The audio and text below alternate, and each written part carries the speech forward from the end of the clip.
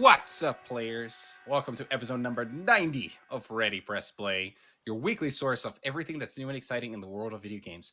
Damn, Lewis, episode 90. I know, right? Dang, Oh my that's a lot god. of episodes. I, That's a lot of episodes. I can't wait till we start hitting triple digits. Oh yeah. Do you think that's when podcasts become like legit, like a real podcast? when they hit triple digits? Yeah. Um, you know what? I'm going impromptu here today. How you doing, Liz? I'm good. I'm actually tired as hell, but Yeah. I look, podcasting, no matter how tired and how bitchy I get, I actually just sort of come alive. Like I get like a second wind of just energy. I get that. There's some times where you're having kind of like a tiring day and you low energy, and then you start doing it. You got to put on a show for the audience. So you just kind of bring that out of yourself. It's just hard to keep it for the whole, hour and a half or 2 hours when we go longer and stuff. So it's usually towards the end of the shows that I'm like kind of falling apart. But in the beginning, I always try to bring the energy. Yeah. As you guys know, every Friday at 6 a.m. Pacific or 9 a.m. Eastern Time, we discuss the top news of the week, notable releases on out platforms, while we're playing big topics of the industry and the games we love. If you want to write anything to Brad on the show, go to readyplaynetwork.com or hit us up at Ready Press Play on Twitter and TikTok. No matter where you found us, please subscribe to the feed so you can get every new show directly to your device as soon as it posts. And if you like it, please leave us a nice review. This is October 1st, 2021. I'm your host, Dan Lima, and you already heard my co host, Louis Menchaca. Yeah. I'm not gonna say it. Not this time. I don't have anything to say, so Oh it's no. interesting. Yeah. No, Dan this No, I time? don't have any. Just Dang. That something really is going on with you, Louis. I think things are changing. You're well, changing. you know what? Yeah, that's. I'm gonna just go ahead and say I got the gameplay behind me. I got Marth versus Jigglypuff. I just wanted to see Nice. what that looks like on a level 9 CPU battle. So place your bets in the chat and who's gonna win. Um, they're both top tiers, but I'm pretty sure CPUs don't know how to pilot efficiently, so it's whatever. I'm gonna bet without knowing the Smash Brothers tier list and stuff. I'm just gonna bet on Marth. That's a safe bet. Yeah, Yes. because I like Fire Emblem. I like Pokemon too, but I like Fire Emblem. I like Marth as a character. I even like playing as Marth every once in a while. So I'll give it to Marth. Also, for the longest time, I used to think Marth was a girl. You know, because I don't know. I just thought the design of the character kind of looked like I wasn't sure. Like, He's is got this a is this a tiara. guy? Is this a girl? Yeah, because of the tiara. Exactly. I thought it was supposed to be like a masculine presenting uh female, Hmm. but Martha's actually a guy. Turns out. So who would have thought? Who would have Yeah. thought? Uh, anyway, Louis, I wasn't here last week. You did an episode with our buddy Dallas, DALLAZ, Yes. Dallas Man. Man from Level One Gaming. He did a pretty good job on the episode. I was excited to listen to that. I liked you guys' thoughts. I tended to, funny enough, I actually aligned. I found myself aligning with Dallas's opinions more than I did yours that episode. I don't even remember what it was, Hmm. but for some reason, I just kind of found like he took my spot, in a good way. Fair enough. He was a good replacement. But because I wasn't here and you guys got to talk about what's probably some of the most exciting stuff that happened over the last few weeks, which was the Nintendo Direct, I just kind of wanted to share some of my thoughts. Does that interest you, Lewis, or do you not give a fuck? If Dallas already told me your thoughts, then it is what it is. But go That on, go on. that is a good point. So first, I disagreed with your ranking or rating of the Direct as a 7 out of 10. I Hmm. thought this was probably more like a 4 out of 10 for Holy me. shit! Yeah. And that's because, well, number one, it didn't help them that some of the stuff leaked beforehand, Hmm. and I did happen to see some of it. Good thing I didn't know, but But okay. yeah, but other than that, I just felt like there wasn't like honestly the fact that the biggest news story out of it was the Mario movie casting shows that there just wasn't that much in this direct. To be honest, like there's a new Kirby game, but I don't really Well, care for Kirby games. I don't think a lot of people to be do. fair, the Mario movie casting was gonna break the internet no matter what because of the That is a like. good point. That is a Just good point. All right. all right. Yeah. But my point is like there wasn't like it's not like there was a lot of games that were like hype inducing, Yes. at least to me. So I felt like usually there's at least one or two at least that for a Nintendo Direct or the ones that we tend to rate higher. So for me this one it was like, the Kirby game, don't care for. Then the Nintendo Switch Online adding the Nintendo 64 and the Genesis games. I thought that was cool, but I think it's kind of shitty that we're gonna have to pay more for it, and we don't even know what that will be. Like they were very vague with the messaging there. They just said, like, oh, it's like the expansion pack or whatever. So I wouldn't be surprised if that's like another $20 a year or something to get that. I felt like the fact that they didn't give us like they didn't properly present what how that will be sold was bad. It was like good news with bad news alongside it, Right. Because I feel like the best news would be, oh, this is just dropping on the service right now and it's included in your Yes. subscription. Yes. Indeed. So I feel like that was almost like a half W, half L there. You're like speaking in those terms, right? Yes. Uh Bayonetta 3, I kind of felt like didn't look very good. And maybe it's just me. Like I'm not a big fan of like I haven't played the other Bayonetta games and stuff, but just looking at that on the direct, especially with the not so great streaming quality that they usually come out in, I just felt like that game looked like I don't know, it looked like the other Bayonettas, but it's been like 7 years now. So I kind of wish that that looked better. Um, but I guess it's just the Switch showing its age as Yeah, not on well. that hardware. Yeah, um, yeah, yep. it's kind of interesting when you think about like when Bayonetta came out. Bayonetta 1 came out on the Xbox 360, and now here we are, like however many years later on Bayonetta 3. 2 generations of consoles later, and it's basically the same hardware power capability Yeah, yeah, I know, as a right? I 360. know, right? Yeah, so I kind of didn't care for that. Then I thought they were going to announce the new Smash character, but instead they had an announcement of an announcement, and we still don't know the new Smash character, right? Yeah, And but then, to be fair, people are already like calling like shenanigans where the same the announcement date is October 5th, which is the same day as Nickelodeon All Stars Brawl comes out. So it's gonna rain on mhm. their parade.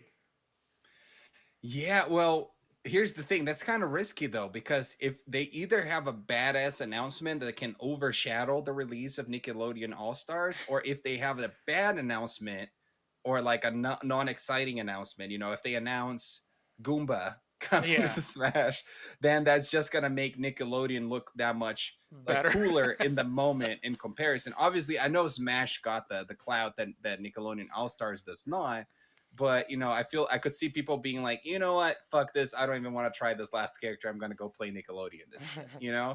So it could go both ways there. And obviously let's talk about the Mario movie casting. I did not hate on it, and I want to explain why. Okay, so we have an image of Mario and those characters in our head, right?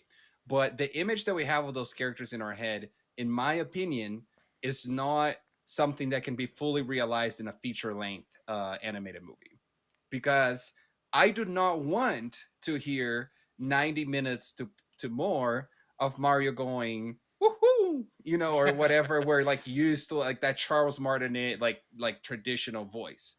I want to see almost like a new interpretation of Mario as a character. I want to see him become a character that is fully realized for the first time.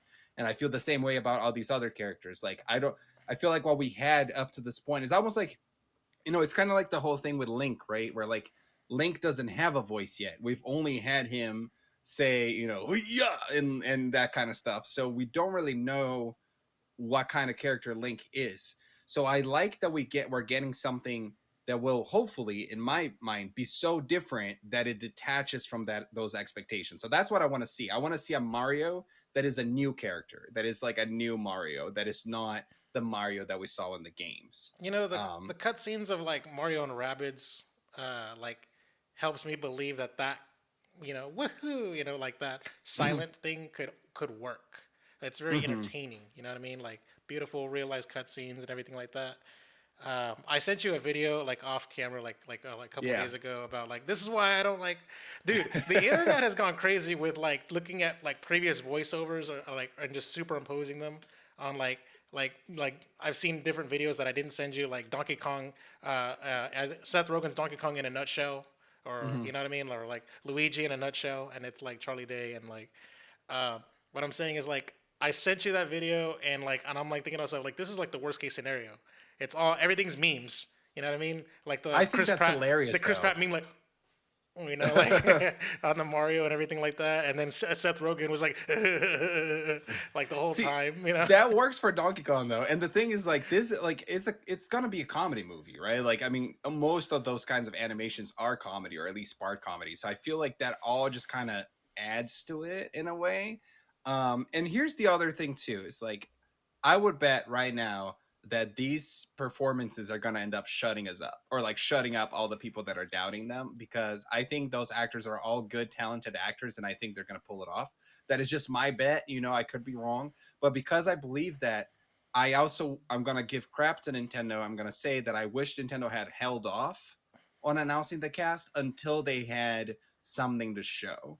Like, Hmm. like, Teaser. a, a teaser. Exactly. Like, what if instead they showed us a little scene and we listened to it and we didn't even process who the actors were and we were just like, oh, that sounds kind of cool and interesting. And then we saw who it was and we were like, oh, okay. I feel like people would have taken those news a little bit better if I actually it kind was of agree presented with that you on way. that one. That would actually be Yeah. good. If we had like a Yeah. sampling and we didn't even tell you didn't tell us that that was Keegan Michael Key or whatever. You know what I mean? Like, yeah. Yeah, yeah, exactly. So I feel like that's where they went wrong, but we'll see. You know, only time will tell. It's probably. I have a feeling it won't take too long until we'll see a teaser of this movie. Probably somewhere early next year or something. We're probably going to see something. Um, and I did bring up like just two kind of headlines to add here, which is that Chris Pratt did talk about this stuff after it was announced, and he said that playing Mario was a dream, and that he's excited for people to hear his voice as Mario, that he's not telling people what it sounds like or what it's like, and he's just like, oh, you got to have to wait and see. So kind of shows me like it's like he has something up his sleeve. So I'm kind of interested about that, kind of curious about that. And then the other story here is that the Nintendo 64 controller for the Switch, they're adding some extra buttons to that, so it's not straight up just the same as the Nintendo 64 controller. Um, it includes, let me see if they add the information in here. It includes the ZR, home, and share buttons on the top of the device. That is not a big story. It's kind of expected. Those are the things that we see on every Switch controller. So the makes me wonder if this controller is going to end up being compatible with more than just the Nintendo 64 games Well, somehow. it's got the buttons of like the home button, the share button, the ZR button. Like it's basically giving it all the buttons that's necessary in order to be a Switch Pro controller because the Z Right. button on the bottom is ZL and you got ZR, so you got all the buttons necessary, and now you got a Pro controller pretty much. I'm pretty sure like whatever the hell that's going on is like you're just gonna it's just the Switch is gonna recognize it as like a Pro controller, Right. basically. I'm Right. Right. thinking, Right. and so that way you can when you're playing in the games and like the emulated. They have the buttons mapped to the correct things, so when you're playing Switch and then Switch Online or N64 Online, it's just gonna be seamless. Yeah, I feel like it will be interesting to see what other games that people end up like is somebody going to end up playing Breath of the Wild with the N64 Switch Oh, controller, because I think that could be cool, I wonder if they that's why. mapped all four C buttons to like the right analog stick, Mm, the that's a yellow good C question. I don't. buttons. Yeah. Mm, I don't know. We'll see. Um And finally, while you go and maybe start getting ready the sound effect for our next segment here, I just want to tell everybody that Lewis and I decided to pre-record our very special episode 100, which we are 10 episodes away. So we pre-recorded that. There's going to be some surprises, some special stuff going on there, and there might be some guest appearances. You're going to have to wait and see, but that should be happening. Should be getting posted 10 weeks from now, 10 episodes from now. That will put it on December 10th. 10th, December 10th. And then we'll also be figuring out what we're going to do for Christmas and New Year's after that. We usually release some pre recorded episodes around that time as well. So please look forward to that. We'll be bringing it up again when we're closer to it. But I just wanted to let you guys know that. Yep, Uh, it's in the can. No post production has been done on it yet, but it's yep. recorded. So, yep. And now let's get ready for the segment that we do in the first week of every month. This is, of course, the first week of October 2021. Lewis, let's go to the Temple of Time.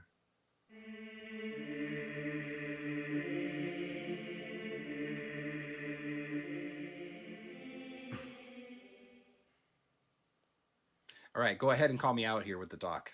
I know you want to. Well, okay. So normally, whenever we do Temple of Time, I usually do you know, I normally do it, the research and put all the games in the doc. And so what ends up happening is like I just show the doc and I just like gray it out so you can't read the text until we do it one check at a time. This motherfucker over here decides to go ahead and just put some Wikipedia links instead. So we're gonna So be doing that. I've done Temple of Time before, and there's usually not as many games. It looks like October. Obviously, it is the beginning of like the fall season of game releases, and a lot of stuff has come out, especially on the more recent years. And it seemed like way too much work to figure out exactly what to include, what not to include. I didn't want to miss something that Lewis wanted to shout out or whatever. So I figured instead we could go through this list together for some of the years here on Wikipedia. They do a pretty good job of bringing it all together, and then kind of shout out the games that we want to shout out. Um, so let's see here. The first thing that On catches my attention is Mario Color Splash. Oh yes, yes, yes, yes. So first, let me just say, 2016, 5 years ago. So these are the games that are turning 5 years old in October of 2021. Mafia 3, Five Nights at Freddy's Sister Location, Warhammer End Times Vermintide, Thumper. Remember when that came out for the PC, PS4, and PlayStation VR. Dragon Quest Builders came out on PS4, PS Vita. Gears of War 4, Windows, Xbox One. Duke Nukem 3D 20th Anniversary Edition World Tour, Windows, PS4, Xbox One.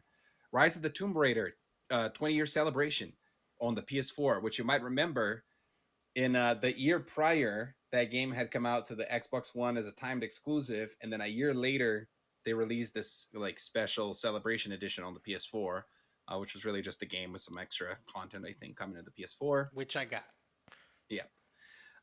We had WWE 2K17 coming still to PS3 and Xbox 360. I thought this was kind of interesting. In 2016, those consoles had already been phased out for 3 years at this point. They still came out there. I think we had I'm pretty sure we had the launch of PlayStation VR because look at all these PlayStation VR games, Yeah, this right? was launch titles. Ace Banana, Batman Arkham VR, Battlezone VR, Drive Club VR, Eve Gunjack, Eve Valkyrie. Ah, I don't know how to say that word. Valkyrie. Valkyrie. There we go. Harmonix Music VR, Here They Lie, Hustle Kings VR, Job Simulator, Keep Talking and Nobody Explodes, Loading Human, PSVR Worlds, Rigs, Mechanized Combat League, Res Infinite, Sports Bar VR, Super Hyper Cube, Super Stardust, Ultra VR, The Assembly, Until Dawn, Rush of Blood, Wayward Sky, and World War Tunes. Now, Lewis, you're a PSVR owner. Did you play any of those launch titles? Yes, I got a majority of those launch titles actually. I was there for PSVR day one, like launch. I was standing at Mm-hmm. line outside of Best Buy for the midnight launch, and I got Batman Arkham VR. I got Eve Valkyrie. I got the packing game, which was PlayStation VR Worlds, Job Simulator, and Keep Talking Nobody Explodes. Job Simulator, I actually beat that game. I beat Batman Arkham VR. Keep Talking and Nobody Explodes was one of the games that in my rotation whenever I had friends over. It was a popular Is that the hit. one where somebody has the bomb and then the other person that's not in the VR headset has to tell them how to disarm the bomb? Yes, I think that's a pretty cool and unique, idea for a VR game. it Um, works. It works because you can't see what they're seeing, and also like communication, all that stuff. It also works on the Switch because the Switch is like or the Wii U, like it's a private screen, kind of thing. So you can just mhm. yeah, it works. But yeah, as far as like the VR, like it's almost interesting like how the best stuff came out first. I mean, like there really wasn't much in the way of like Yeah. hype VR. Like Iron Man's were very far and few between. Um, but as far as the launch itself, I was actually like buying into the hype of what VR could be. And there's still a possibility, but VR isn't quite dead, I would say, but Mhm. it's not quite vibrant, I would say. It never caught on with the mainstream, I would say, right? It remained this kind of Niche. niche item. It's kind of interesting to look at it and realize that it's been around for 5 years because I remember I have very strong memories of the time leading up to the release of VR, to the release of Oculus and Vive and PSVR and all that stuff, and all those years where all you heard was like VR, VR, VR, VR, VR, VR is the future and all that stuff. and then it all came out, and it's crazy to think that it's already been 5 years that it all came out. 5 plus years that it all came out, and that I feel like we haven't really made that much progress since. I mean, we obviously we got things like the Oculus Quest and the Oculus Quest 2. The tech continued to improve, but as far as market penetration, right, I feel like we have not really taken much bigger steps since then, or at least it doesn't feel like it. Despite PSVR being the most popular platform out of all the VRs, my understanding, it's still kind of it's still Yeah, kind of it weak sauce. at least it was at some point. It might still be. I'm not sure. I know the Oculus Quest now with Facebook is decently popular, Mm. but yeah, I agree with you. We'll see where VR goes over the next 5 years, and whether we're even going to be bringing it up then or not. Some other games that came out here for the rest of October in 2016. Batman Return to Arkham came out on the PS4 and Xbox One. I believe that was like a collection, right? Yeah. They put together some of the Batman Arkham games in that. Mad Max, the open world game, came out on Mac and Linux, so it probably had already come out on other platforms by then. Hmm. We had Battlefield 1 coming out on PC, PS4, and Xbox One, as well as Civ 6 coming out on PC, which, by the way, I actually just recently purchased Civ 6, but I have not had a chance to play it yet. The Lego Harry Potter collection came out on PS4. Some of the episodes of the Batman the Telltale series here, episode 3, came out on PC, PS4, and Xbox One at this point. Corpse Party came out on the 3DS. I feel like I've heard of that, but I don't remember why. Dragon Ball Xenoverse 2 came out on PS4 and Xbox One. Then Just Dance 2017 came out to almost every platform in existence, including the Wii. We got Chapter 5 of King's Quest. That was like the King's Quest like reboot that I think was being released episodically. We got World of Final Fantasy coming out on PS4 and PlayStation Vita. I remember when we saw that game in one of the PlayStation conferences. Alice VR came out to PC, HTC Vive, and Oculus Rift. The Berserk video game that's based on the anime slash manga of the same name came out on PS3, PS4, and PS Vita. I think I remember that that game was like one of those Dynasty Warriors clones, but with Berserk characters. And at the time, I was watching the show, so I was actually mildly interested in it, but then I've never really caring to get it, and definitely won't do it now. Uh, Carnival Games VR came out on HTC Vive and PlayStation VR. Once again, Dragon Ball Xenoverse 2, I already mentioned that came out on PC as well a few days later. Titanfall 2 came out on PC, PS4, and Xbox One. Skyrim Special Edition came out on PC, PS4, and Xbox One. And a game called Hitman Hokkaido, which I'm guessing is a game on the Hitman franchise that I'd never heard of before, I think it came out might on have been an PC, expansion, but yeah. PS4, and Xbox One. Yes. So, Lewis, lots of stuff here. Anything you want to talk about? Man, this brings me back, man. Like I was at a different time in my life, and uh, I just remember like streaming like Titanfall 2, and like Really? yeah, I did the single player campaign once, and there was this interesting mechanic where you can switch back and forth between time, like the future Mm. or the past or whatever, with like the R1 button, and then there's this one corridor where it's blocked in the past, and then it's blocked in the future. Like, so what you have to do is you have to, like, when you're falling down this hallway, you just have to constantly mash the time button, so you're like the doors are opening and closing like as you're falling. It was really cool. It was a cool effect. Dang. I played a little bit of Titanfall 2's campaign, but I don't even know if I got that far. Yeah, it was actually Um, really good. Like people talked about the gameplay and how good it felt. Like it felt really awesome. Like as far as like, I think in my opinion, part of the reason why I personally bought Titanfall 2 was for the campaign, because I don't do multiplayer, and I just suck at like at shooty bang bang games. So mhm. so yeah, like I just wanted to play that and just enjoy it and experience it. And also, this was like one of those biggest flubs that EA did, and I know we're talking shit about EA, but they put uh, Battlefield, Battlefield One, and Titanfall 2 within a week of each other, and both of those came out a week before. So like in back to back 3 consecutive weeks, Battlefield Mhm. 1, Titanfall 2, Call of Duty. which they had Hmm. nothing to they had no control over that because that's Activision. But still, 3 games targeting the same demographic being condensed into 3 weeks. Yeah. Make that make For the sense. record, I did not work at EA at the time or anything, but I would have guessed maybe they believe the games to have different markets or appeal to different audiences or something. I don't know. I have no idea. Will not claim to know. But Lewis, if you go up above on the events section of this Wikipedia page, there's a few interesting things in October. In fact, on October 20th of this year, it was the day that Nintendo publicly announced the Nintendo Switch. October 20th, 2016. So I guess the announcement of the Switch is 5 years old. And we're only a few months away, or 6 months away, more or less, for the Switch actually being Fine. 5 years old as well. Yeah, what a quick turnaround. And I remember, like, damn, I Yeah. was just so like, yes, I remember like maybe I'm having my mind blown just watching that trailer and like watching it on like the analysis breakdowns and all this other stuff. Oh my god. Hmm.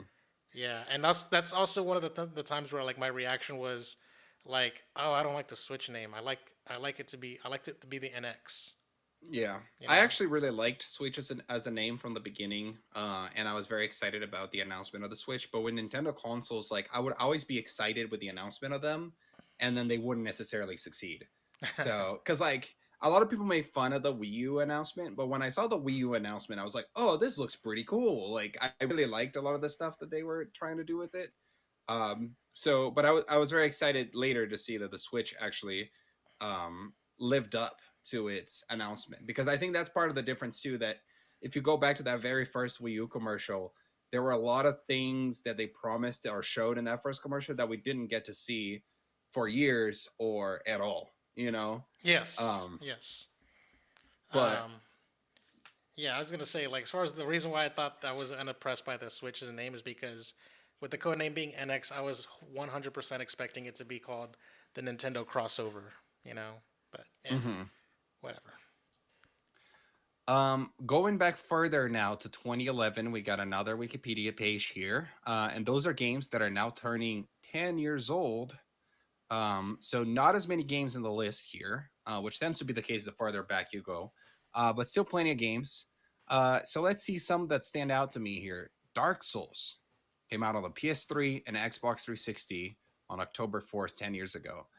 I think we got to give this some attention, even though it's not our type of game, Lewis, if only because Dark Souls is probably one of the last games to come out and create a genre Yeah, I was around gonna it. say Dark Souls invented Dark Souls. Yeah. Like it's the Dark Souls of this, you know, like that's how Yeah. Dark Souls is Yeah. the Yeah. Dark Souls of Dark Souls. Yeah, exactly. It's funny that you think of things that we say and we use as genre like keywords like it's an roguelike it's an adjective, yeah.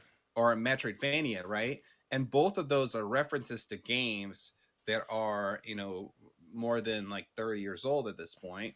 But with Souls like that's just 10 years old. So it's kind of interesting to think that in a way Dark Souls almost kind of puts itself in a similar echelon as the original game Rogue or Metroid or Castlevania, just in the sense that it created something new in gaming, or established a new set of rules for which a game could be defined by. Yep. So pretty cool there. We got NBA 2K12 came out to every platform under the sun. The game Rage came out on PC, PS3, and Xbox 360. I remember that during this time frame, I was in college, so I was around a lot of people that were into games, and I remember a lot of those games that were coming out, whether I was interested on them or not. My friends, I had friends that were all over Rage, and I had friends that were excited and then disappointed when it came out, and then I had friends that still like played the shit out of it and enjoyed it. Spider-Man: Edge of Time came out of the 360, PS3, Wii, Nintendo DS, and 3DS. Orcs Must Die came out on the Xbox Live Arcade. Just Dance 3 came out on the Wii, PS3, and Xbox 360. Um, Ace Combat Assault Horizon came out on the PS3 and Xbox 360. I have a friend who's a big fan of all the Ace Combat games. Dead Rising 2 Off the Record came out on the PC, PS3, and Xbox 360. We had Forza Motorsport 4 come out on the Xbox 360. Let's see what else. Here's Scribblenauts Remix came out on iOS. Orcs Must Die came out on PC. Might and Magic Hero 6 came out on PC. Skylanders Spyro's Adventure came out on PC, 3DS, PS3, Wii, and Xbox 360. Skylanders. That's Yeah. a whole the Toys to Yeah. Life. Yeah, this was the time frame of the Toys to Life. You're right. This was and this was this before? Yeah, this was before Nintendo did Amiibo, Yeah, but this was like the beginning of the Toys to Life that would remain relevant for the next, three, five four, years. five, six Yeah, years before it kind of all died out. like went down except for Nintendo. I like how the big selling point was Spyro's Adventure, but then they dropped it and just make it it's just Skylanders. Yeah. Like Yes, Skylanders yes, became yes. bigger than Spyro because I remember like Spyro was like the reason at the time, you know, because Hmm. Spyro was like a character that never really had any games in a long time. So Yeah, yeah, yeah. yeah, Absolutely. I mean, people look at Spyro in a similar way that people look at Crash Bandicoot, yeah. you know? Uh, Batman Arkham City came out on the PS3 and Xbox 360. This was the game that I was playing in this month and that year. It came out. I got it. I had not played Arkham Asylum, but I had kind of played it like a little bit, but not really like played through it and beat it. But I played through and beat this one, and I was so excited about it. And I remember I was talking to a friend in college about it after I beat it. And there's a character, spoilers, mild spoilers. There's a character that dies in that game, a major Batman character, and I just said to him out loud, like he had beat the game already too. I was like, dude, I can't believe that this character died and that this happened or whatever. I'm talking to him about the ending of the game. Then he looks back at me and he goes, yeah. And also, like when this person died, that was also weird. And when this happened, that was also weird. But he's just making up stuff. Like he's telling me like other things that did not happen. And I started questioning myself. I was like, wait, did I actually beat the game? I was like, I didn't see that. And he's like, oh, like you missed that? What? I'm like, yeah, I don't know. And I just kind of walk out of the conversation confused, like we didn't like finish the conversation. I was just like, oh, what the hell happened? And then I was like, I got like back home and I got back into the game and I was trying to figure out if there was like some extra content that I didn't play or anything. Then I couldn't find it. Next day, I come back in school or whatever. I talked to him again, and I was like, dude, all those things that you told me yesterday, that didn't happen in the game, did it? And he said, I saw you spoiling the game out loud. I just wanted to I just wanted to make up some shit so that people didn't get spoiled. And I was like, Ah, oh, like that didn't even cross my mind. Like I didn't even care. I was just like, I don't know. damn. Yeah. So I got that little story there for you. Funny. Let's see what else here. We got a Ben 10 game, Dungeon Defenders. Not a lot here that I care about. Oh, Payday: The Heist came out on the PSN. Ratchet and Clank Alpha 1 came out for the PS3. Rocksmith, that's the game that taught you to play real guitar, came out on PS3 and Xbox 360. Mm, Kirby's Return to Dreamland. That was one of the swan songs of the Wii, I remember. Hmm. Came out that year as well. 4 player. Battlefield 3. It was for Go four player Kirby. Like they knew Super Mario Brothers weed the ahead. Kirby game. Yeah, I remember Per Schneider from IGN used to say that you knew a Nintendo console was about to die or get phased out when the Kirby games started showing up. um, all right, let's wrap this guy up. We had Battlefield 3 for PC, PS3, and Xbox 360. The Captain America Super Soldier game came out on the 3DS. Dance Central 2 came out on the Xbox 360. Disney Universe came out on PC, Mac, Wii, PS3, and Xbox 360. We had Infamous Festival of Blood, which I believe was like an expansion, came out on the PS3. House of the Dead Overkill, originally on the from the Wii, came out on the PS3. And yeah, that's about it. Anything else you want to shout out here, Lewis? I just wanted to say Battlefield 3 came out first, and then 5 years later, Battlefield 1 came out. Yeah, yeah, yeah, yeah, Make yeah. that make sense. No, I'm just kidding. No, as far as these things, like none of these things are really speaking to me. So I don't even. These games don't even take me back to a time, which is really weird. But you know, it is what it is. All right, let's go further back. 2006. And go through some of the releases here at the games that are turning 15 years old now. It looks like a lot of stuff that I personally don't really care for or have played. But we have Tales of the Abyss came out on the PS2. That's from the Tales of series that there's plenty of games for. The Legend of Spyro: A New Beginning came out on the GameCube, PS2, Xbox, and the GBA. Mortal Kombat Armageddon came out on the PS2. Is that one of the ones you played, Lewis? It's one of the worst Mortal Kombat games. It's I think it's sort of like nuked the continuity, I believe. hmm Yeah. We had some cartoon tie-in games here, like American Dragon, Jake Long. I remember that show. The Grim Adventures of Billy and Mindy as well.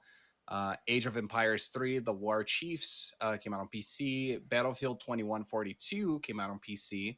So Battlefield's pretty consistently coming out in October. Most years it looks like.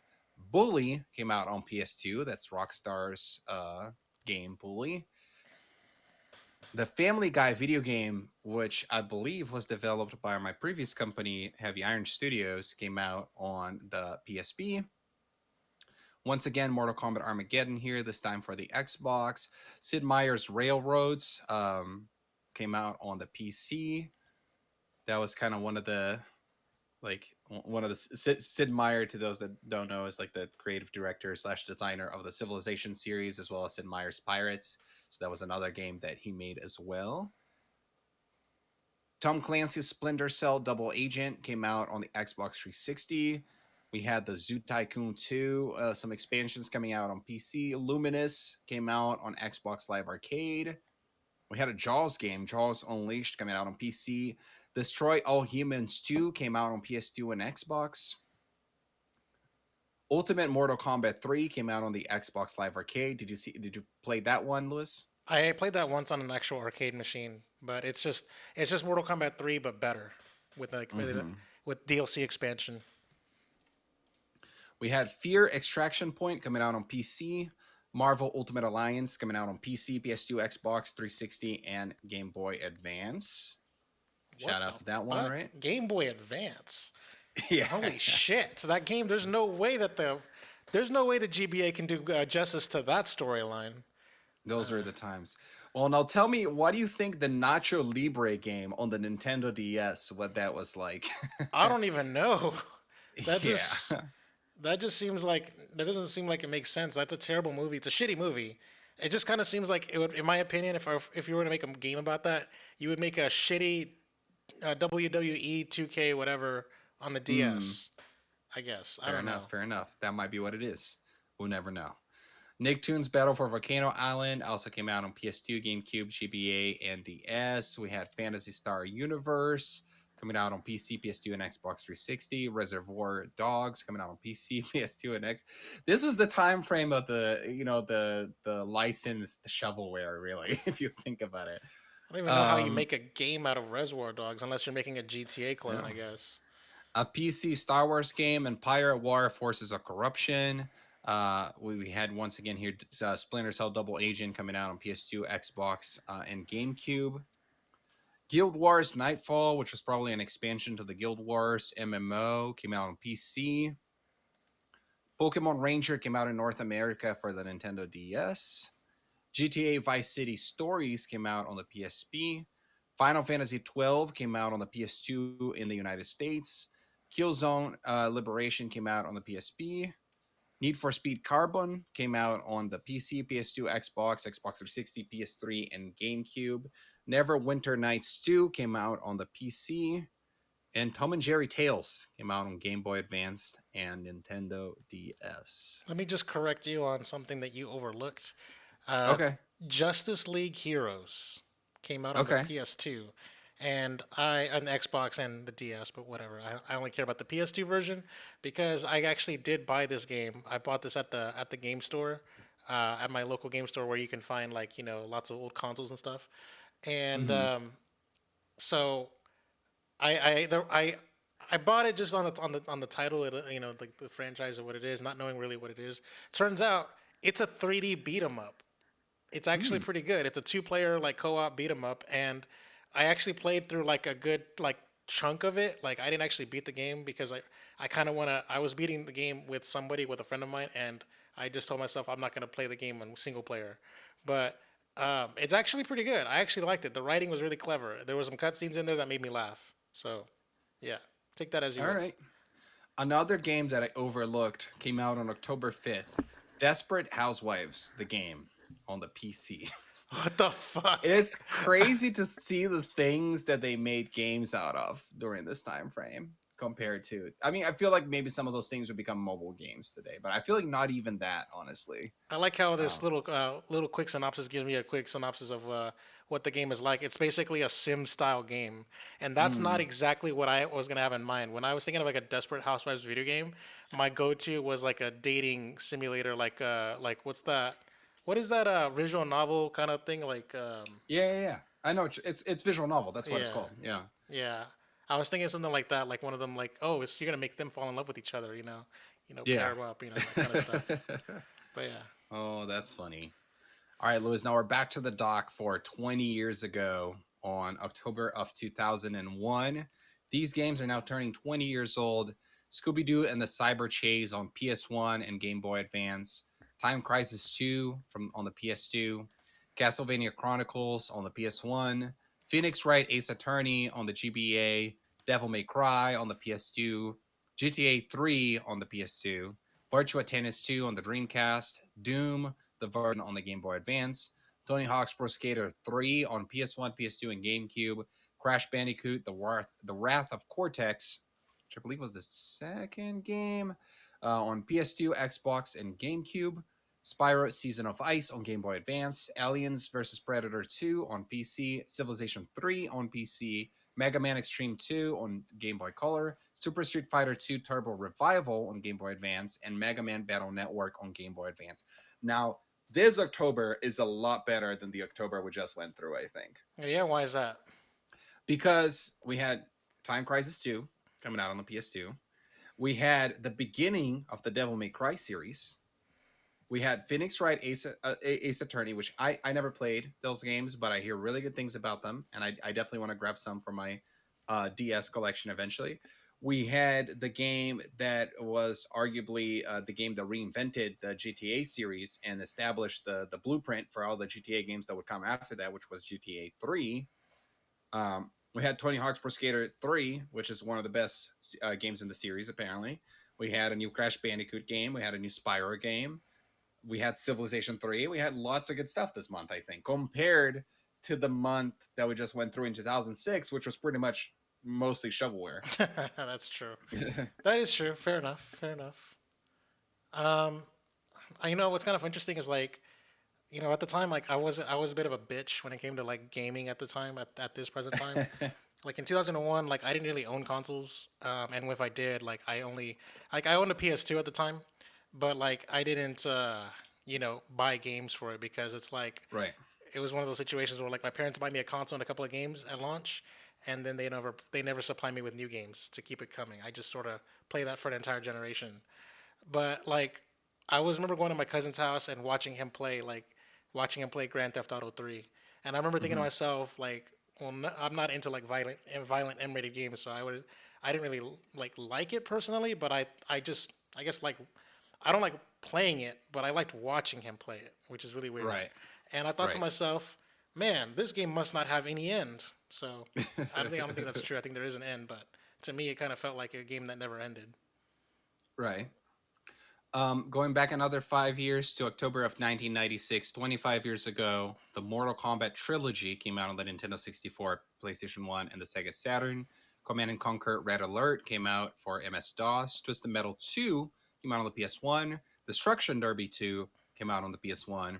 NBA Live 97 came out on the PS1, Saturn, and PC.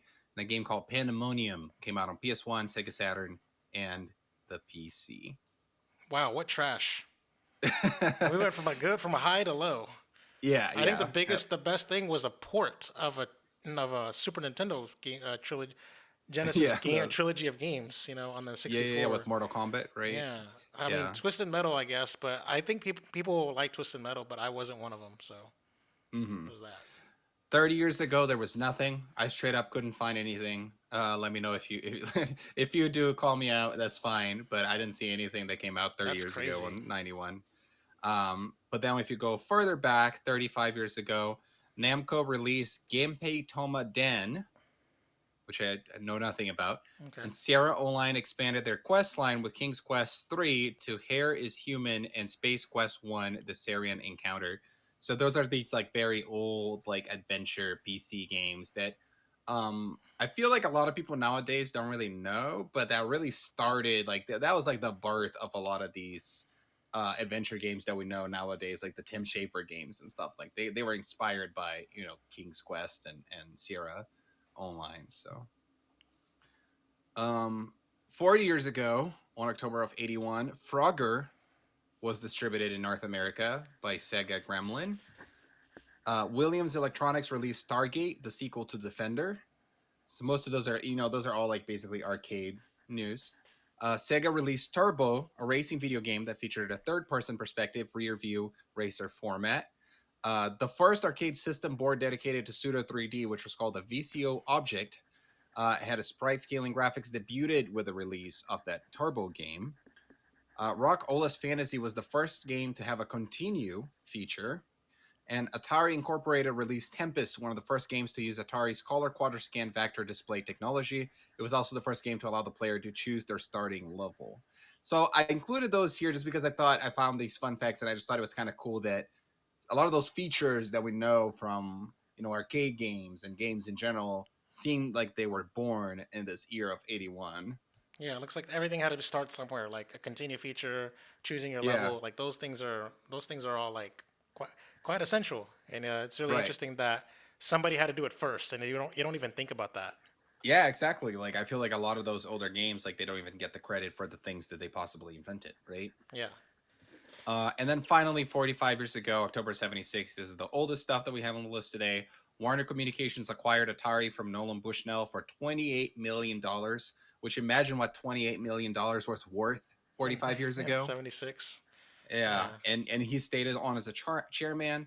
Atari also released Night Driver, a first-person perspective racing video game, and Gremlin released Blockade, the first of what became known as Snake games. So Ooh, the very infancy of gaming here. damn.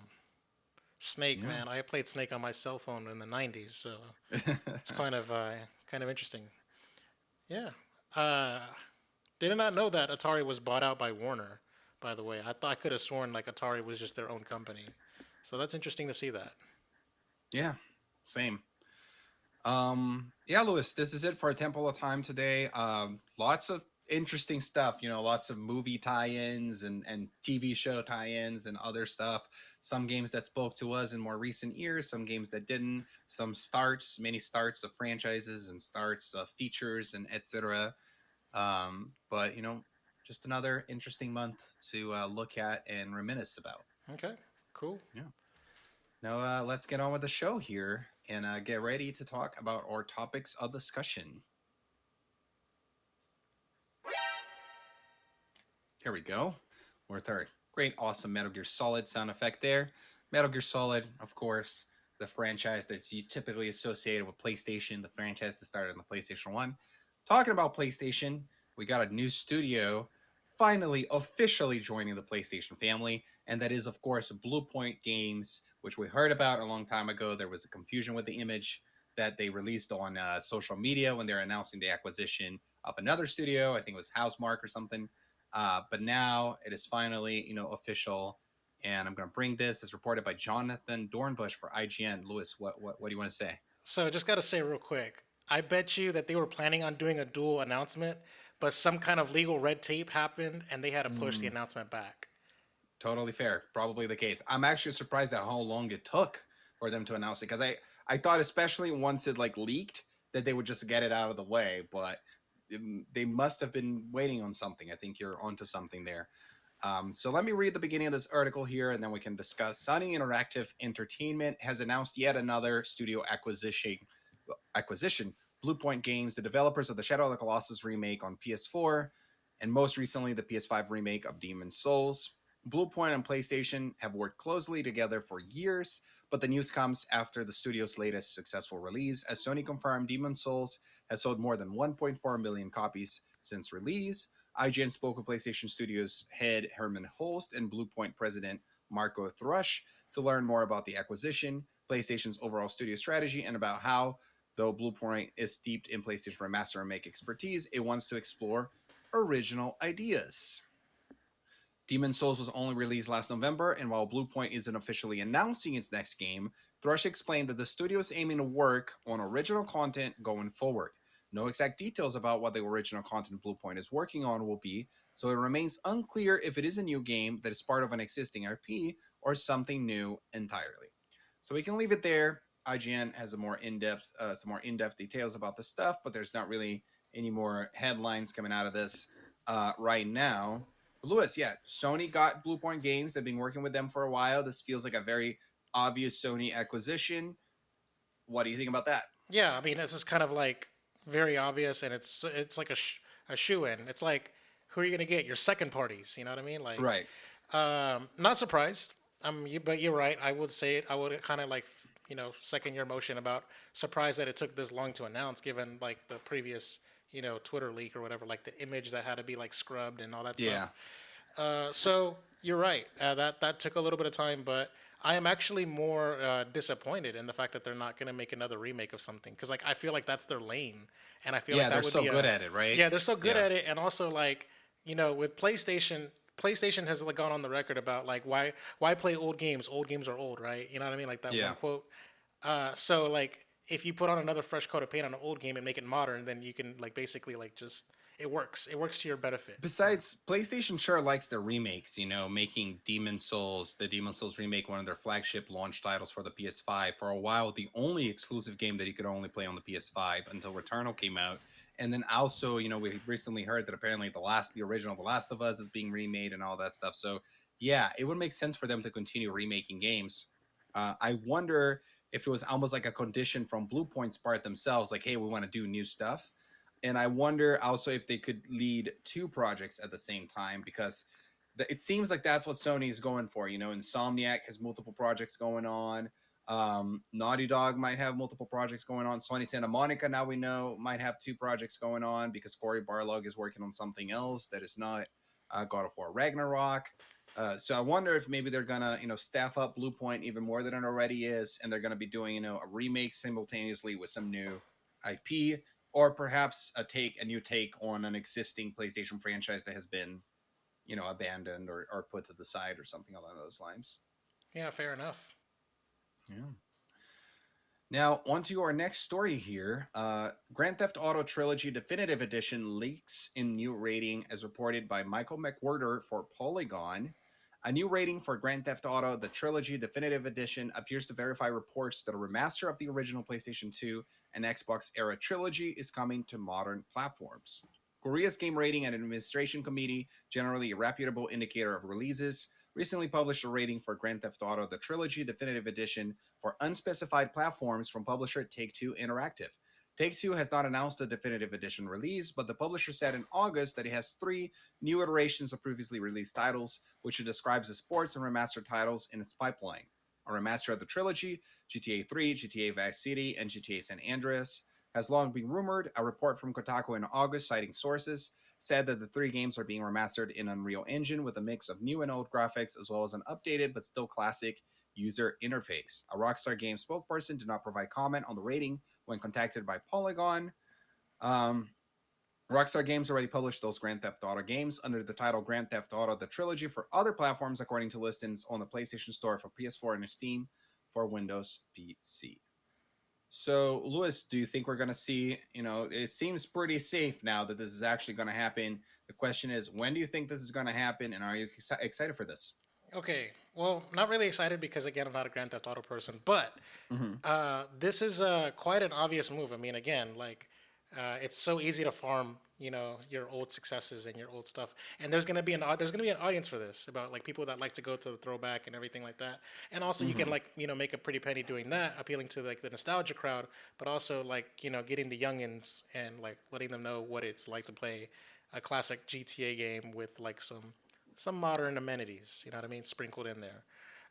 That being said, I am more surprised by the fact that they're using like Unreal Engine. Like they're gonna like it feels like they're just.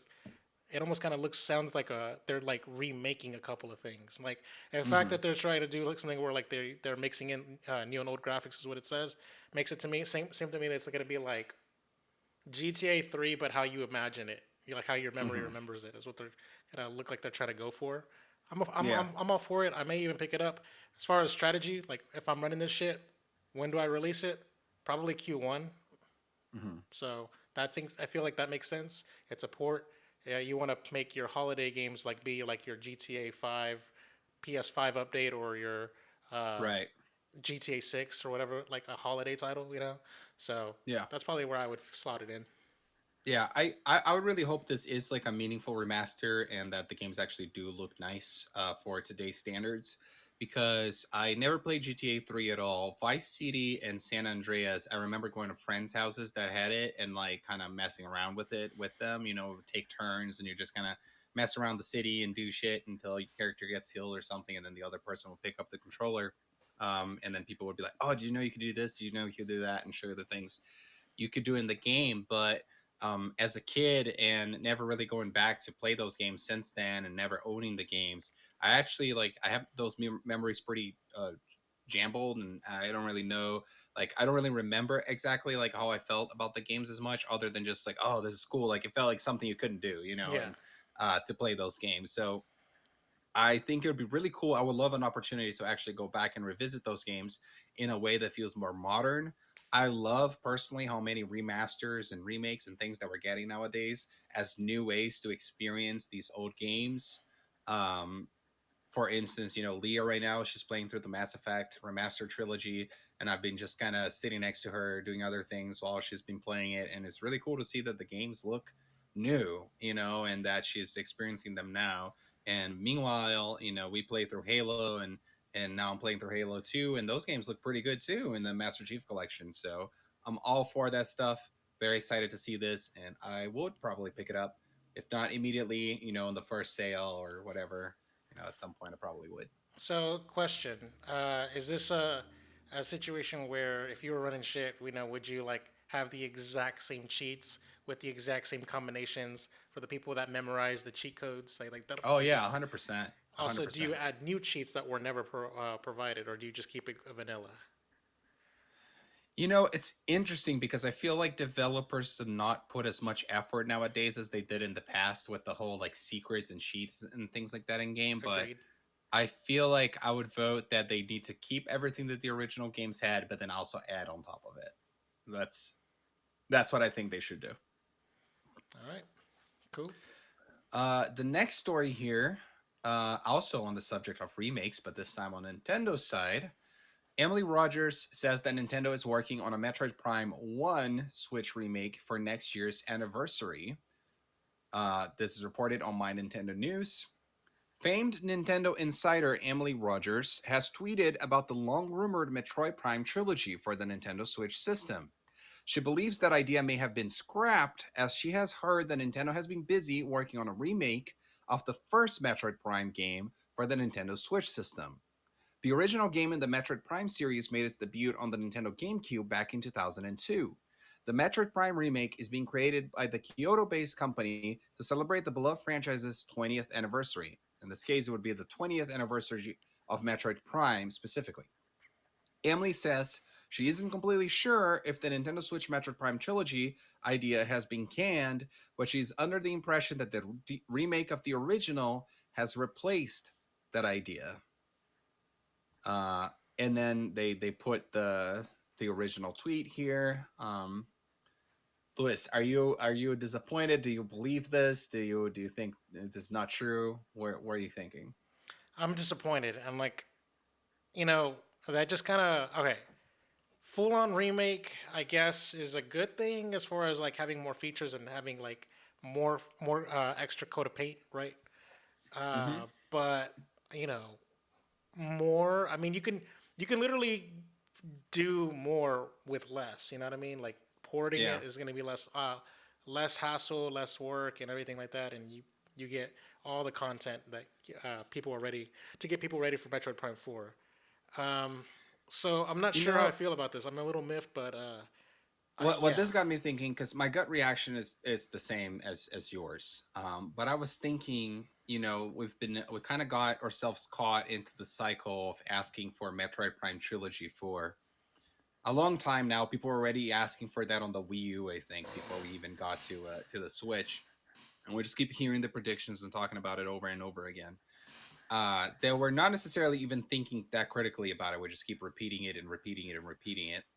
And reading this for the first time made me actually think about it and go like, okay, but does this make sense, or is there an argument for Nintendo to not do it or to do it this way instead? And I'm trying to wrap my head around it, but I'm not sure. And I wonder if it's one of those situations where it's like they know better than us kind of thing. And the reason why I'm saying that is because Metroid Prime 1 is considered one of the best games of all time, or at least it was one of the best games of its generation. It was the best game the year that it came out. I believe it won the majority of the awards in the year that it came out. But Metroid Prime 2 and Metroid Prime 3 did not have the same reception. We may think of all of them grouped together in our heads, but the truth is that Metroid Prime 2 and 3 got good reviews, but they did not set the world on fire. They did not get Game of the Year awards. They were not considered the pinnacle of gaming in their respective years and generations. So I wonder if Nintendo looks at that and goes like, maybe looks at Prime 2 and 3 as lesser games and Prime 1 as the true like game that would stand the test of time, and figured that rather than putting like splitting their efforts on the three games, that they should instead focus on bringing Metroid Prime 1 back in a full remake form similar to Resident Evil 2 or Shadow of the Colossus, and that perhaps they could be creating almost like a game of the year contender in the way that They would put all RE2 those was. resources into Metroid Prime 4, though. That's the thing. If you're gonna make True, true, true. new gameplay developments and like new control schemes and have Yeah. at world design, have at it. Push your boundaries. Do it on the sequel. Not you're not gonna put that kind of effort into a remake of the first game. In my opinion, this is just a way for Nintendo to make more money. Basically, instead of selling a triple pack, you can sell them a la carte for $60 a pop. Mm. That's what I'm. That's where the evil genius in me is going. And you might be right. And it could be that we'll see one come out, and then 6 months to a year later, we'll see the second one come out, and then 6 months to a year later, we'll see the third one come out. And And then 6 months yep. to a year later, the fourth comes out. Yeah, yeah, yeah, yeah. Exactly. Exactly. That sounds like Nintendo. So, yep. We'll see. We shall see. Um, Here's on to our next story here.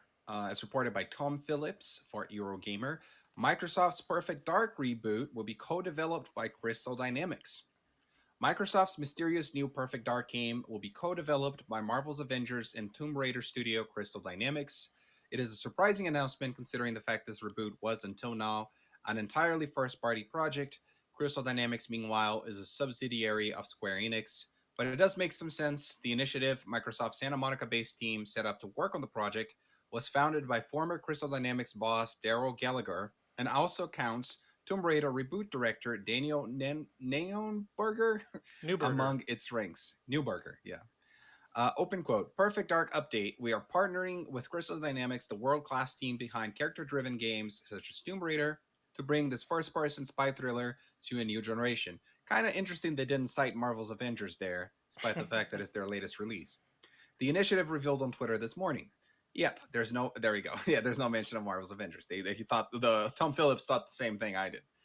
Open quote. The teams couldn't pass up a chance to work together. We're still early in development, but incredibly excited to use this unique opportunity to deliver on the vision for Perfect Dark. All right, so this story is a little bit old now. It is within our window, I believe, but I wanted to bring this up. Just say I didn't cover it. You can just say Yeah, yeah, yeah, yeah. that. I guess so. The reason why I wanted to bring this up is so that I can be able to bring my developer take on it. I guess that when this came out, I saw all over my Twitter feed people saying that, or like trying to create trouble out of this, like suggest that oh, the game's bad, or this studio doesn't know what they're doing, or whatever. Like something must be going wrong, or that where there's smoke, there's fire, like all that stuff. And all I wanted to bring up is that this practice is completely normal. That I am surprised that we don't see this reported all the time for other studios because it happens super often. In fact, almost no AAA game that comes out nowadays or even over the last 10 years is developed by a single studio. They usually work with a variety of different support studios. They work with outsources. They might be outsourcing art to some studio and then some other art to other studio and UI to somebody else and then level design to somebody else and all of this stuff. Or sometimes they outsource components of a game. Like they may have a game develop a boss or a character or anything like that, or a company develop one of those things. Uh, the reason why it typically doesn't make headlines is because number one, people are not looking for that. But also number two, a lot of times the studios that do this type of thing are lesser known studios. Yes, Uh, support but studios. yeah, exactly, right? Like studios, like Heavy Iron Studios, where I used to work, we actually used to do a lot of that work as well. However, there are also studios that are better known that do this as well. If I'm not mistaken, I believe I don't want to get this wrong, but I believe what was the game that was being developed by? It was like id Software, and then they were co-developing it with like Arcane or something. And I know that was within the same family, but they announced I think it was Rage 2. Yeah, I think it was Rage 2 where it had like two developers attached to it, and that a lot of people thought that was weird too, and complained about it, or said that it was um like doubted the game because of it or something. And then we also had, I believe, one of the projects that I worked on. I actually believe that we had a studio from Europe that used to make their own racing games that was acting as support on our racing game. So shit like this does happen. I just wanted to bring that up. Like this is not, in my opinion, any sign for a problem. And in fact, the fact that the leads at the initiative came from Crystal Dynamics kind of explains it even more. You know, Doesn't it seem like weird though? Because in the sense that Crystal Dynamics is a big developer with like their own schedule and their own projects and their own things to tackle. Like, wouldn't it kind of seem like very busy for like an S tier developer to not be busy or something like that, or just to have their own thing going? that's a good perspective. I would say that like the the perspective that is Crystal Dynamics in trouble might be, I see more validity to that than is the initiative in trouble, Like, why aren't they in the busy? sense Like, that, you should be yeah, doing your yeah, homework. exactly. Like You know? because, well, but if you think about it, like Crystal Dynamics, they're working under Square Enix as their publisher, right? So it could be that, like, I don't know what the relationship is there, like if they're owned by Square Enix or if they're like kind of like second party or something like that. I assume they were owned. So this must have been a thing where they're over there, they're working on Avengers, but perhaps this is a sign that other than Avengers, they didn't have a lot else going on, and maybe they had enough hands on deck to where they could take on another project. These people talk, they're getting lunch together or whatever, and they realize, the initiative needs some help. They're hiring outsources, and they're like, well, we have people available here. We don't have that much going on. Now, it is interesting to think about that aspect. Like, why does Crystal Dynamics not have that much going on? I don't know. I don't know. But this might have been the solution that they found to keep their studio as is and not have to downsize or something, right? Right. So it's good all around, I'd say. Okay. Yeah. And the final story here is that the Last of Us TV show got its the release of its first image, and Naughty Dog gave an update on the multiplayer game as well, as reported by Eddie McCook for GameSpot. As part of Naughty Dog's celebration of the Last of Us Day, game director Neil Druckmann shared the first image of Pedro Pascal and Bella Ramsey in the Last of Us TV show for HBO. The image shows Pascal and Ramsey looking at a plane crash. Naughty Dog also provided an update on the long-awaited Last of Us multiplayer game. When I first saw them and set in full costume, I was like, "Holy shit! It's Joe and Ellie." That's what Druckmann said about Pascal and Ramsey. The HBO adaptation of Naughty Dog's The Last of Us is full steam ahead. Also, in Druckmann's tweet, he teased that he can't wait to show fans more of The Last of Us TV show and Naughty Dog's other ongoing projects. One of these is The Last of Us multiplayer game. The game remains in development, but Naughty Dog is not yet ready to show or discuss it. Open quote. In short, we're working on it. We see the community comments as many of you clamored for multiplayer and want updates, the studio said in a blog post. For now, we'll say that we love what the team is developing and want to give them time to build out their ambitious projects. We'll reveal more when it's ready.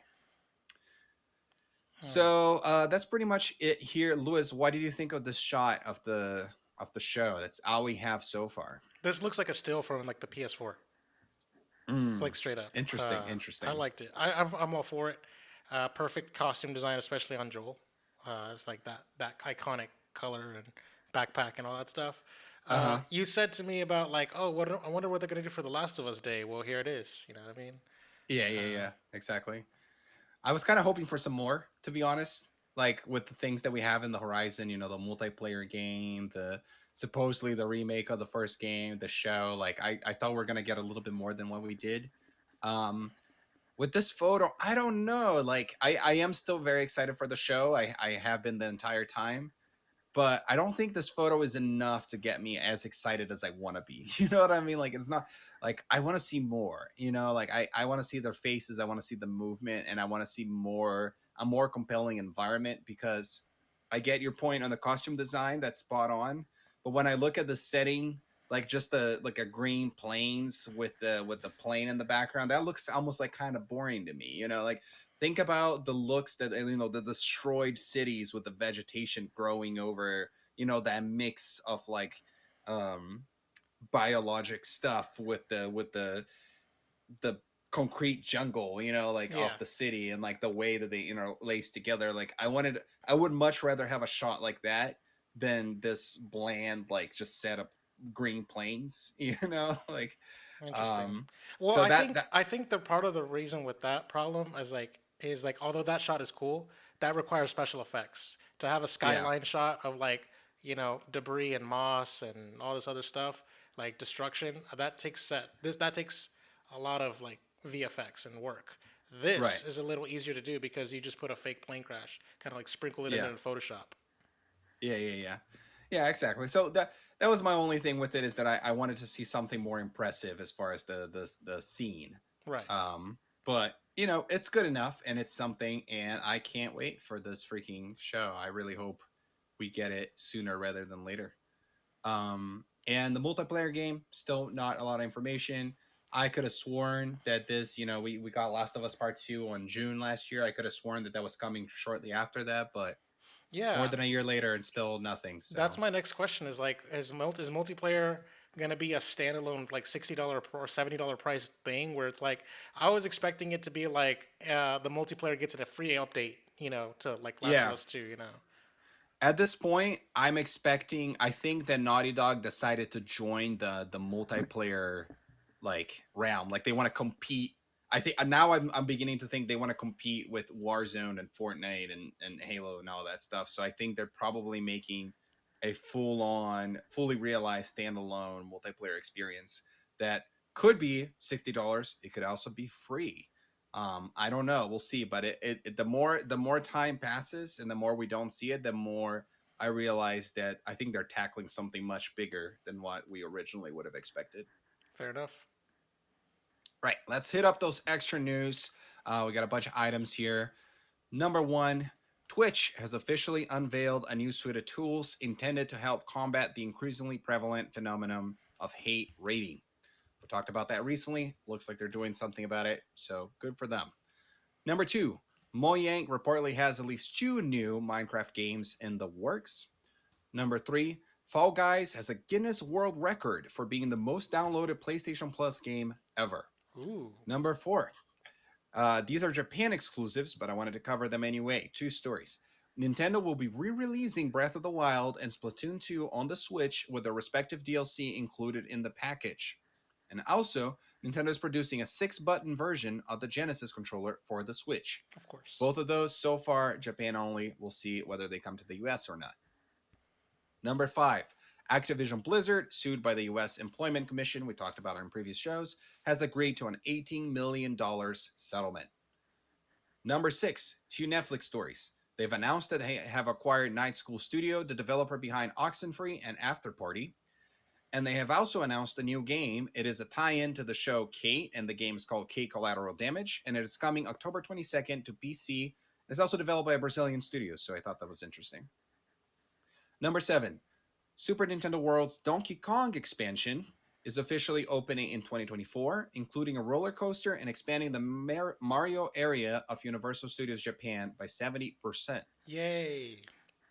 Number 8, Super Groupies has announced a collaboration with Microsoft for a high-end premium Halo fashion line to celebrate Halo Infinite and the 20th anniversary of the series. Kind of check this out if you want to go look at that. There's some interesting items there, like a watch and stuff. Hmm. Number 9, Sony may be planning to add PlayStation 5 games to PlayStation Now based on a new patent filed by the company, Hmm. perhaps as a way to compete with Game Pass.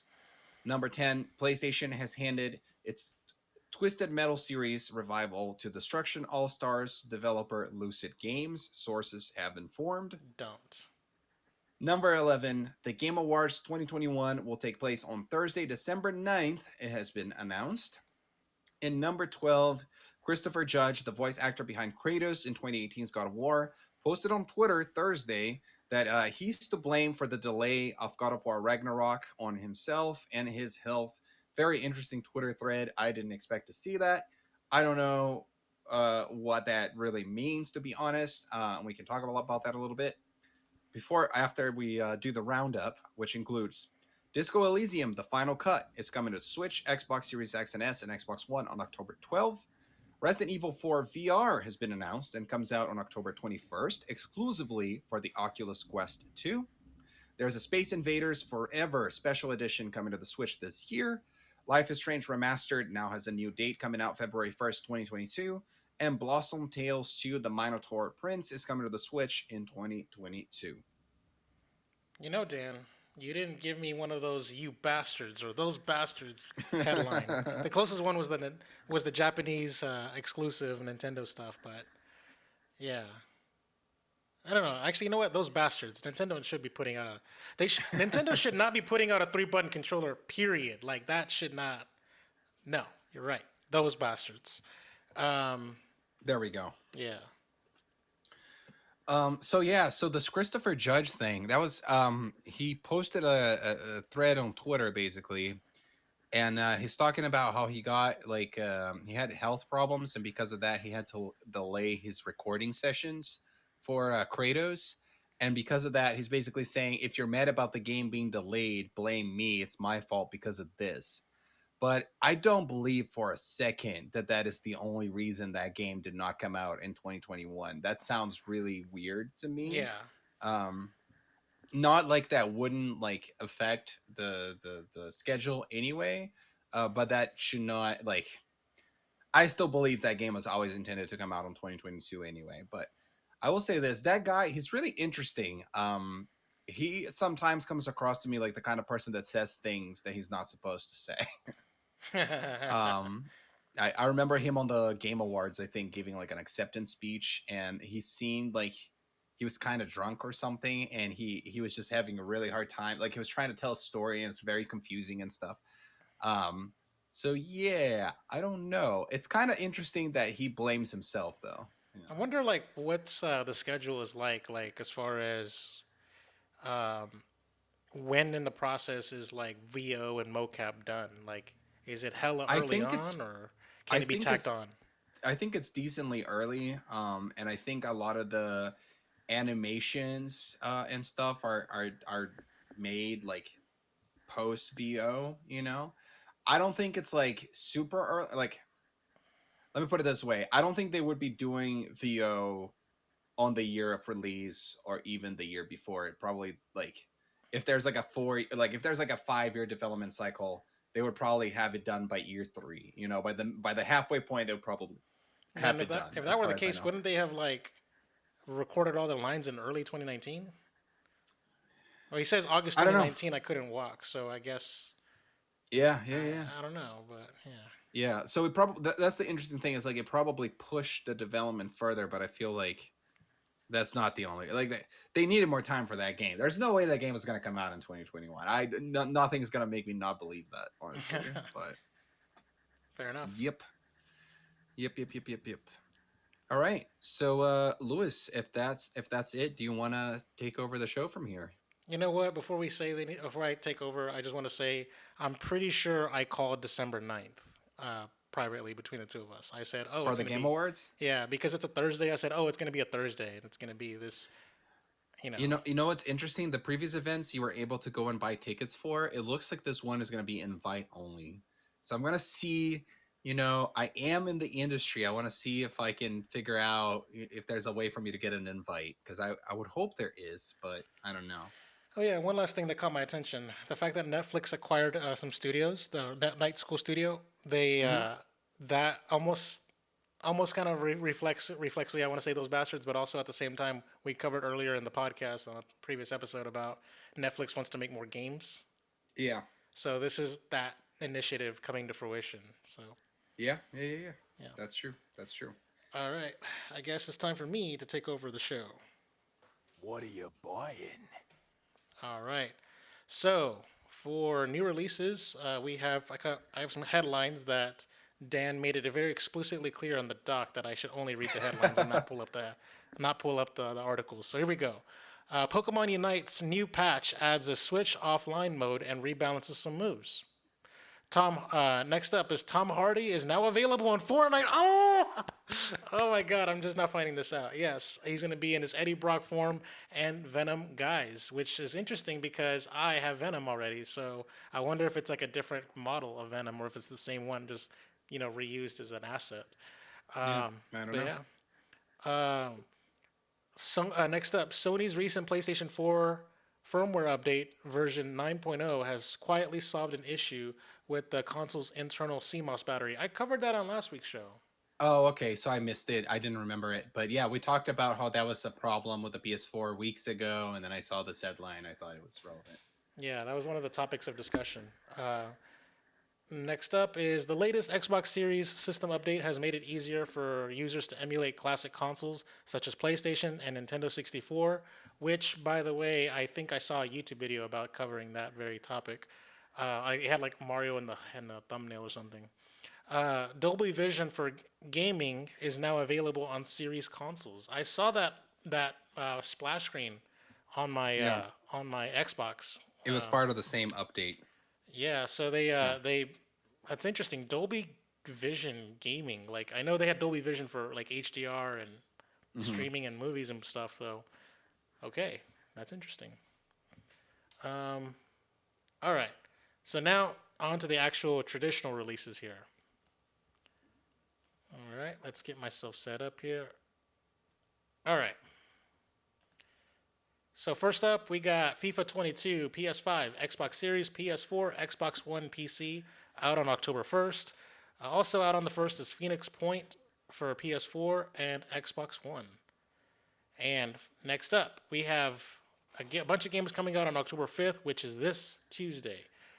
Alan Wake Remastered, PS5, Xbox Series, PS4, Xbox One, and PC.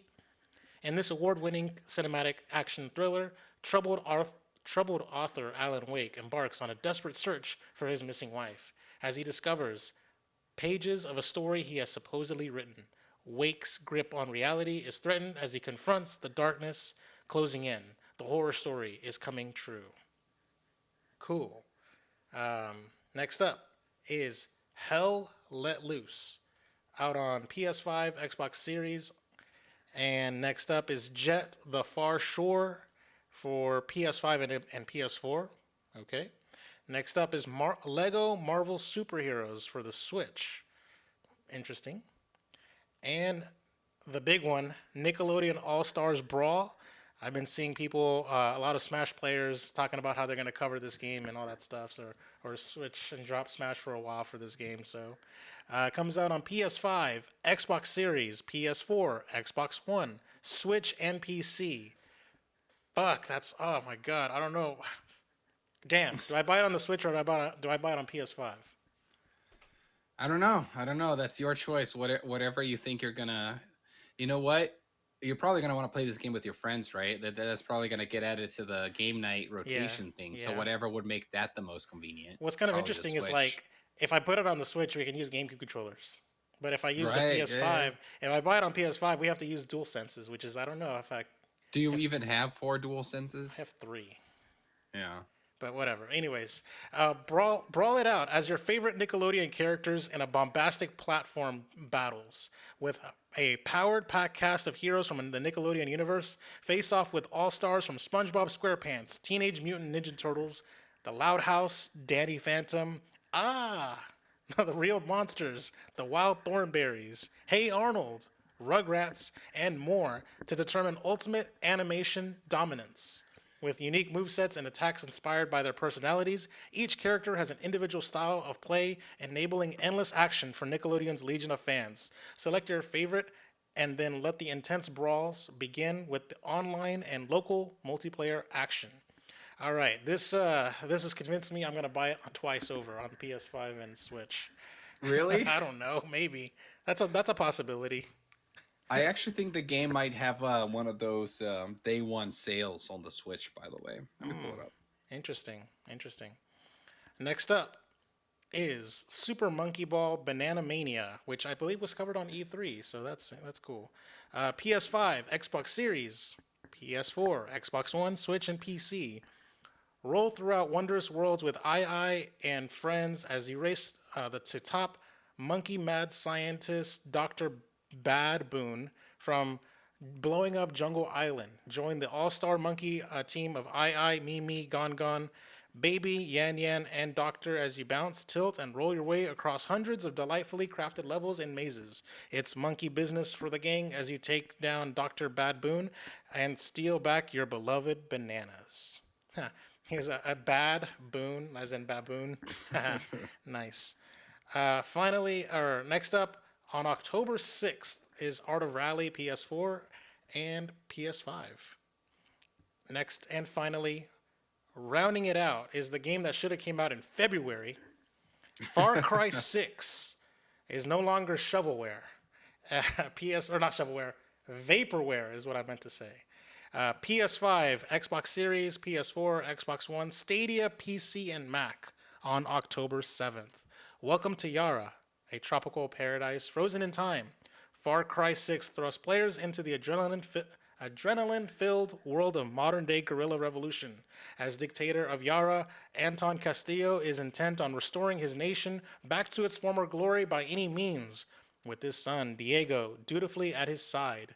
Become a guerrilla fighter and burn the regime to the ground. Damn. Yeah.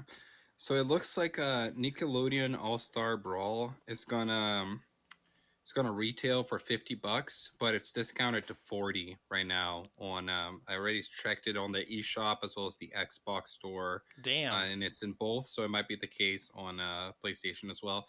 Sometimes they do that. I've noticed where it's like a game like I don't know if it's for pre-ordering, right? So like if you buy it before it actually comes out, or sometimes they'll have it on the first few days that it's come out. The game is discounted just to help push it to that, like the top of the charts and stuff, and then it normalizes to the regular price. So if I were you, if you know you're gonna want the game, you might want to go and buy it right now already. But yeah, $40. So if you're gonna buy it on two platforms, that's gonna be 80. Pick of the week is going to be Nickelodeon All Stars Brawl. What about you? Yeah, I'd agree with that because I think the other game, I thought you were going to go for um, Far Cry to tell you the truth, but I'm I I'm, surprised. I've actually haven't really played much of any of the Far Cries, and I don't think I will this one, not yet. Alan Wake Remastered actually is something that interests me a little bit more, but the thing is, like, Alan Wake is the kind of game that piques my interest and that I've been meaning to try and play, and that I feel like I probably should. But I also know that, like, it's a game that I wish was like a 6 to 10 hour story that I could get through relatively quickly, but apparently it's not. It's more like a 20-hour game. Oh, So yeah, yeah. interesting. So I don't know if I'm ready for that kind of commitment either. All right, before we move on to the next segment here, let me just go ahead and prematurely call a winner to see if I can. So let's check the stock counter here. Okay. Oh, Martha's going to win, but not by a big margin. Last week, it was like a 30 stock, uh, you know, gap, 30 stock lead. 30 stock lead. Now we got Jigglypuff with 8 stocks and Marth with 15 stocks. So Dang. not too shabby, not too bad. It wasn't that bad. All right, we'll go ahead and move on to the next. Got a selection of good things on sale, stranger. All right, so for the sales this week, we got. Let's start off as always with the Epic Game Store. Not very happy with this free game of the week here. Europa Universalis 4. I like how you laughed. All right, do you know something I don't? No, the funny thing is that it kind of looks like some of those PC games that I like, but I don't really know anything about this one. So, This no, art, not a. this art and font and color makes me think of Civ. Yeah, exactly. Yeah. So, one of those, probably like a knockoff, strategy game like that. But who knows? Maybe it's really good. I don't know anything about it.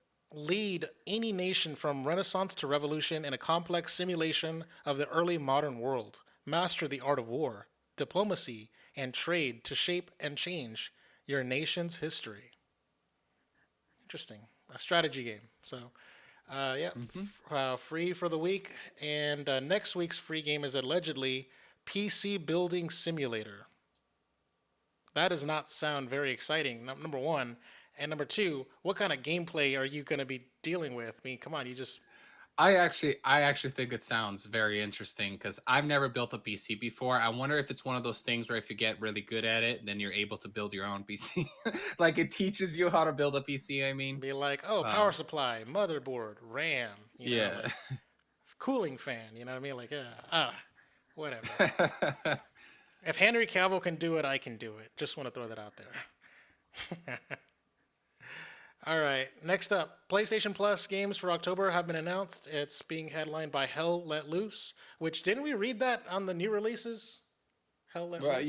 yeah. I think it's a new game. I Oh think you're shit! right. Yeah, it is. It is. Yeah, October 5th, which is also interesting because PlayStation Plus games come out on the first Tuesday of the month, and October 5th is the first Tuesday of the month. So there you go. It's a day one. Hell Let Loose, and then PS4 we got. Speak of the Devil, Mortal Kombat X, which I think either we talked about it or I talked about it with Dallas off camera last week because I remember having a long conversation about Mortal Kombat X. Um, so there's Mortal Kombat X and PGA Tour 2K21, which back in my day, used to be called Tiger Woods, whatever, blah blah blah, Yeah, So yeah, I I am would I, kind I of would argue it's a weak yeah. month. I was about to say that's kind of Yeah. like meh, kind of. Kind of, I think the best game in this lineup is Mortal Kombat X, and the worst part is it's not even Mortal Kombat XL. It's just base vanilla. Yeah. And that's pretty like I mean that game's pretty old by this point, right? Yeah, Like we've had 11 for a few years now. yeah. I've got to say, like, is it unacceptable to be giving away a vanilla game? Um, I think it is acceptable, but I feel like it should be Mortal Kombat 11 vanilla if they were gonna do it. Hmm. You know, that's Interesting. that's all. All right, let's see if Xbox can outdo it. Which I don't. I'm literally about to find out for the first time right now because I knew about this lineup. I did not know about Xbox's lineup. So let's find out. Okay, we got Arrow for October 1st to the 31st, and then let's see here, Hover. Okay, and then there's Castlevania: Harmony of Despair and Resident Evil: Code Veronica X. Eh. Interesting. I feel like this is possibly worse. Actually, um, there's a Castlevania game and there's a Resident Evil game, Code but Veronica is kind of a big deal-ish, kinda. I don't know if you know that, yeah. but it was a Dreamcast exclusive for a while before they had to Mm, port it. I think it was originally going to be the original Resident Evil 3, but then yeah. Capcom had this deal with PlayStation and they couldn't, so they called it a spin-off when it was really a sequel. I'm not the best with those like with tracking all the different because I know Resident Evil has a lot of those spin-offs and generally I feel like we don't hear as much about them, so I just kind of assume they're not as good as the mainline games. Um, but what's interesting, Lewis? I wonder why Microsoft doesn't just drop some of their like more of their first party games on Yes. the games with gold. Like they own Bethesda now. Why don't they just give away a Bethesda game every month? Yeah. Like oh, like this month it's Doom. The other month it's Dishonored, or like the next month it's Prey. like Prey, yeah, Yeah. and then it's like Rage. Like they Wolfenstein. Yeah. yeah, Oblivion. Like I don't know, like they have enough studios now to where they could just be giving some of those away and they would be fine. And like it's not like they're losing much. It's not like a lot of those games are selling right now and you can play them on Game Pass anyway. Oh yeah, that's even better. I wonder if it's one of those things where like they don't want to give away the goods because they ultimately want people to subscribe to Game Pass. But I kind of like the idea that you could be a Game Pass Ultimate subscriber and just slowly adding those games to your library. So that maybe after 3 years, if you stop subscribing to Game Pass, you at least have a library of a lot of the Microsoft games that you would like. I don't know. Yeah. Maybe that's Well, why they don't do it. They don't want you to do that. So I don't know. interesting. I need to claim my Xbox and PlayStation games tonight, though. That's for sure. I did not forget, or I forgot. All right. Mhm. Next up is Marvel's Avengers coming to Xbox Game Pass for console and PC this week. I remember this being an interesting thing. I mean, like I haven't even opened up Marvel's Avengers out of my shrink wrap when we were gonna stream it last year. So yeah, that's that's interesting. I wonder if Marvel's Avengers is gonna become successful now. It could. I heard that the Black Panther expansion is actually pretty good. That it's a good part of the game. And now that the game has probably had a lot of time to iron out some of the bugs and add more content, it's now going in quotes free to play on Game Pass. So it is a second chance for the game to hit, but I I don't know wonder if it will I work wonder or how not. long it's gonna stay on the service. 3 We shall months. see. 3 months. Yeah, we shall see. Yeah. It's gonna be December 31st. It's gonna get yeeted off of Game Pass. Watch. It very well might. It very well might. Next up, Scarlet Nexus is coming to Xbox Game Pass today. Okay, all right. I feel like I've heard the name Scarlet Nexus. So, Yeah. It's a Japanese one of those Japanese action games that came out this year. So yeah, kind of a big deal amongst like the niche that plays those games. So I oh just wanted yeah, to I throw that forgot out that there. Tokyo Game Show happened at 4 in the morning of my time. So yeah, Yep. I guess this is what that must have been that announcement. And finally, PlayStation deals. I think we covered some of these deals last week on the on. Yeah. I just put up the deals page because I couldn't remember which sale you guys covered and whether this was new or not. I think the deal of the week is new, so you can get Skyrim Special Edition for $14. I mean, although you probably already have Skyrim by now. But then Surprisingly, I don't. But go on. Yeah. yeah, okay. But then you got the blockbuster games. I think that one might be a new sale. Oh And it yeah, it is. includes Oh yeah, this is definitely a new sale because last week it was the double discount sale where like if you're a PS Plus you yes, get bigger. Okay, yeah, these are much better games. Yeah, interesting, interesting. So I see Returnal for 50 bucks. I see Last of Us Part Two for $26. Do that with what you want. Star Wars Squadron $16. Mortal Kombat 11 Vanilla 12.50. Um, Cyberpunk 2077 for $33. Still not low enough. Cuphead for 15. Sackboy: A Big Adventure for 35. I need to get that. Doom Eternal for 24. Here we go. The Mortal Kombat 11 expansions are $16. So if you get Mortal Kombat 11 for 12.50, that's actually not too bad. You get it for 40 bucks for all the content complete stuff. So yeah, I see Assassin's Creed Valhalla for $55, which is like at a gold edition, marked down from 100. So yeah, this is actually some pretty nice stuff. Do you ever see anything that you want to shout out? a lot of the Assassin's Creed games are on sale. So maybe grab some of those. Bet. I think I might actually have to buy one of those the Mortal Kombat 11 expansion because like that's the one thing that's keeping me from being content complete on Mortal Kombat 11. So all right, cool. All right, with that, Dan, I'm gonna pass the show back off to you.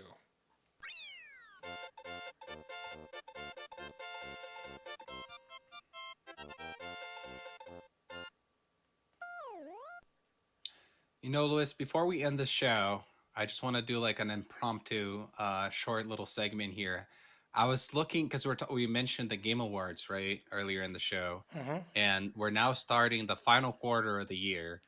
So 3 quarters already went by, and I was pulling up Metacritic for like the best games reviewed this year on Metacritic, and I was kind of curious of what was at the top. So there's a lot of re-releases, obviously. So like Hades is up there and stuff. But if you ignore the re-releases, the number one game right now, like original game, is actually Psychonauts 2 with a 91. Fuck. However, under Psychonauts 2 We got an indie game called Chicory: A Colorful Tale, which I only know about this game because Lena Raine, the composer for Celeste, also did the music for this one. And then It Takes Two is would be the third one after that, and that's ignoring Mass Effect, Tony Hawk, Flight Simulator, Hades, Disco Elysium, all those games that came out before. But yeah, It Takes Two, Psychonauts 2, and Chicory up there. I was Um, expecting Deathloop in there because of like how IGN giving it a 10 and I gave it a 9 and all the other Deathloop stuff. would be the next one. Nice. Yeah, because there's so many. It's funny because it's like Deathloop is number 21 on this list, but if you there's so many reports and re-releases that it ends up being the fourth original game, and then Ratchet and Clank would be fifth. Damn. So far, the top five original games this year are Ratchet and Clank, Deathloop, It Takes Two, Chicory, and Psychonauts 2. Kind of interesting, right? Like, Interesting. I think it's kind of a somewhat unusual year in the sense that the indies are taking a lot of the attention, or the smaller games. Was it more of a Um, situation where all like the game of the year winners that are AAA all come out in holiday anyways? yeah, but what do we have coming out this holiday? I mean, Halo Infinite, Far Cry 6. What else? I feel like that's it. Battlefield, obviously. Yeah, Call of Duty is not going to Call be of in that Duty. conversation, but you're Yeah, right. the shooter games are not typically in that conversation, I feel like. But anyway, Interesting. I don't know. I feel like we may see more indie games than usual in this year's awards. So yeah, Okay. just wanted to throw that out there. We And should on that touch. note, We should do a topic of the show about like game of the year watch or something. oh yeah, yeah, we should have been doing that the entire year, and we didn't. But on that note, it is time to end. Thank you so much for joining us for another episode of Ready Press Play. Remember, you can reach the podcast at readyplaynetwork.com or simply at Ready Press Play on Twitter or TikTok. I'm on Twitter at the Dan Lima, and Lewis. Chocolaka88. That's right. Don't forget to subscribe, give us a review, tell your friends about the show, and all that good stuff. We'll see you next time. Bye bye. Thanks for watching us. Peace.